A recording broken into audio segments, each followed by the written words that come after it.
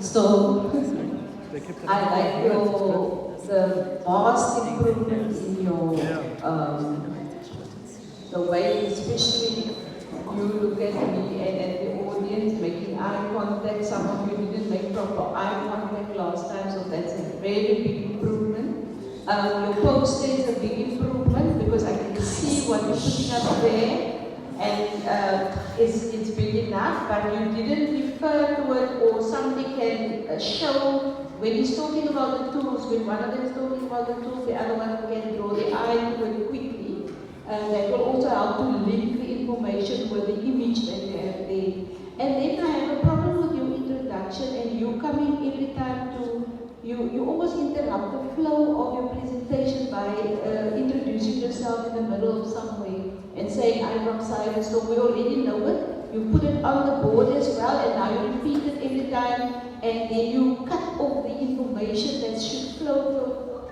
Right? You understand what I'm saying about that? So rather do your introduction right at the beginning, get all the names out of the way, get your name Cyberstorm, and then you have a sub-name like Unearthed, you know, get that out of the way, or you can just leave that for the last, but not coming up and every time interrupting the flow of the information. With regards to the information that I understand fully what you're saying about. I also think some of you are speaking a lot, like the captain is speaking a lot. So sometimes you can just show the image, and then somebody can say it has a rotating arm, and another one can say it can adjust the pressure, so that we don't do this. So just to also bring a bit of entertainment and variety into your presentation. But once again, I see vast improvements. Thank you for the eye contact. Great stuff.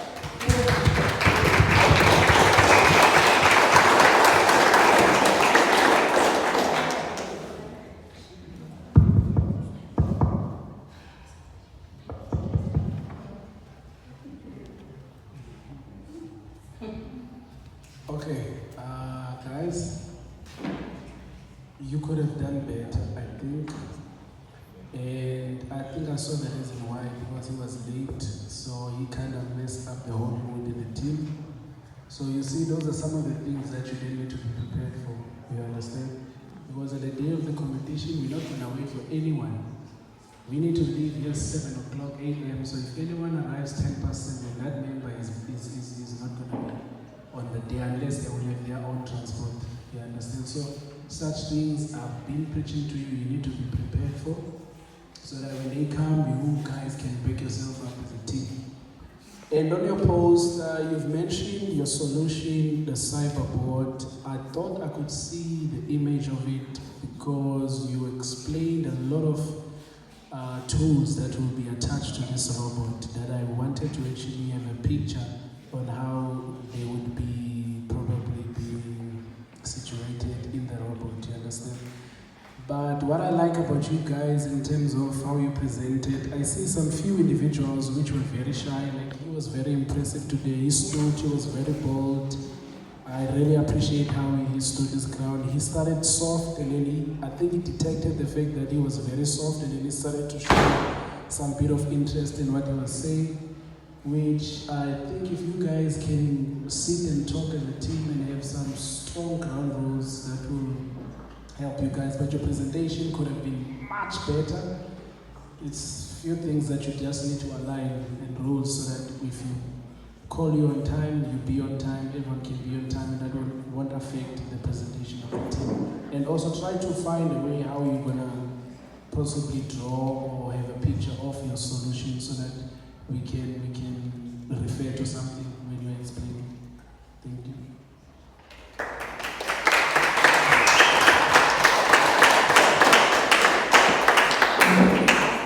Okay, Cyberstorms, I agree you're way better than last time. I'm really impressed that all of you were louder, a little bit more, maybe significantly more confident, because one of you were hiding behind that wretched long poster.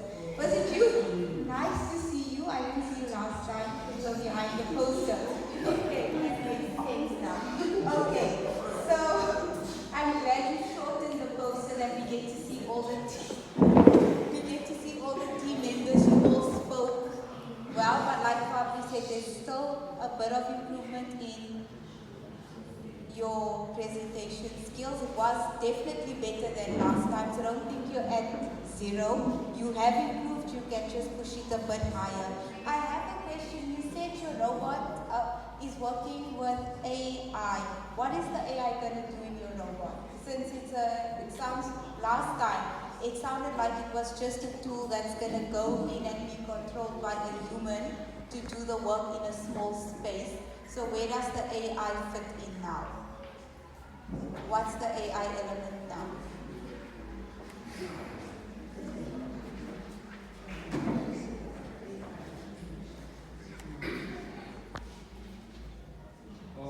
Yeah.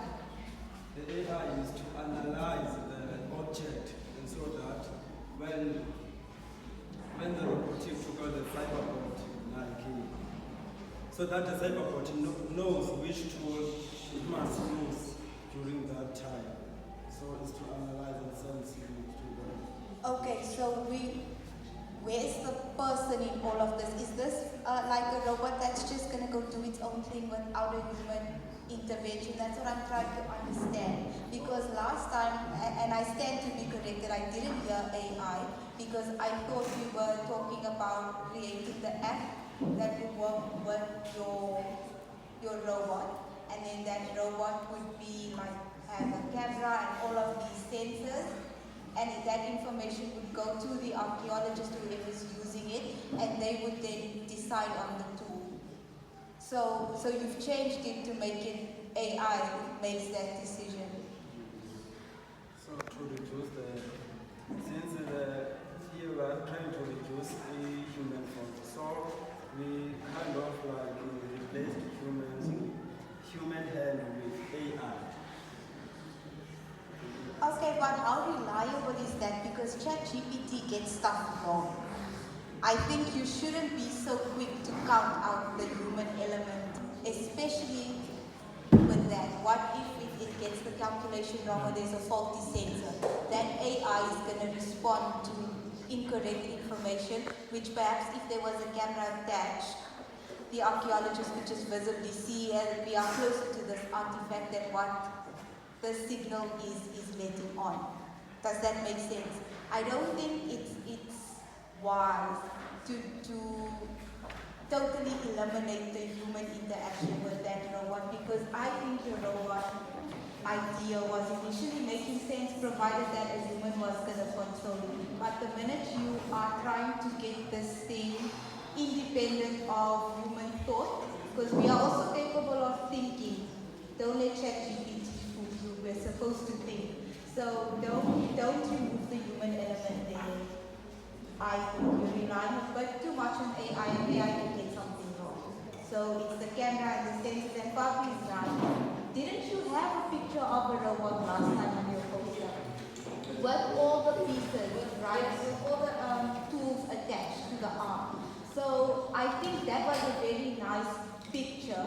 It was clear, we could see what you are envisioning for that robot to have. I think if you can bring back that picture, or if you're going to build a prototype with a cardboard or whatever, it doesn't need to be fancy, but if you're going to build the prototype, maybe allow that arm to turn, and then you can just explain while you're presenting that it's going to be a mechanical thing, not that a person needs to go in and twist the arm. Because last time we were talking about taking off the tool and putting it back on. Now we have all the tools on a rotating right. So I think show that, because that looks like a snake from here. What is that there? It says solution.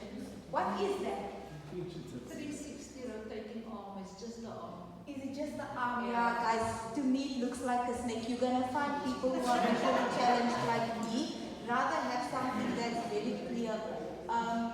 The picture you had last time was perfect, just that. Sorry to say, I forgot. The problem is the problem can be higher. You don't have to say what you're standing for as a Cyberstorm. That's not the most important part of the information. You are going to show us who you are. You understand. So I think maybe that part can come out so that the problem is higher and the solution comes after that. It will be better for the eye, because now I see the solution higher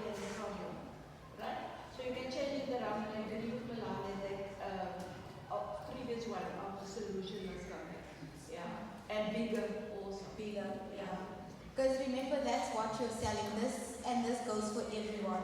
This presentation is about your solution. Okay, so try to put that forward. We can't leave knowing what you were trying to solve, but not really being clear on what that innovative solution is. Okay, then I'm handing over.